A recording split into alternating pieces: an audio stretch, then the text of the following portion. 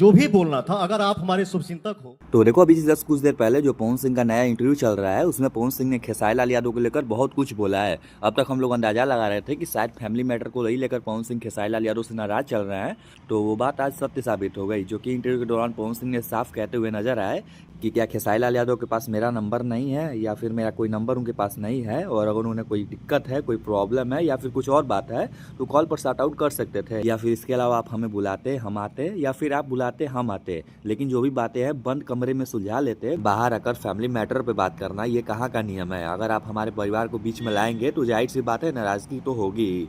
तो खैर पवन सिंह ने साफ साफ बता दिया कि असली वजह यही थी, खेसारी लाल यादव बार बार फैमिली मैटर पे बोलते थे, इस वजह से ही पवन सिंह उनसे नाराज हैं। बाकी अंत में पवन सिंह फैंस से ये भी रिक्वेस्ट करते हैं कि आप लोग प्लीज़ ऐसा माहौल कभी मत बनने दीजिएगा कि हमें खेसारी लाल यादव से कभी मिलकर बात करनी पड़े। तो फिलहाल अब ये मामला आगे बढ़ेगा या फिर यहीं रुक जाएगा, ये तो आने वाला वक्त ही बताएगा। देखते हैं आगे क्या कुछ होता है। तब तक के लिए आप लोग चैनल को सब्सक्राइब करके चैनल के साथ जुड़े रहें।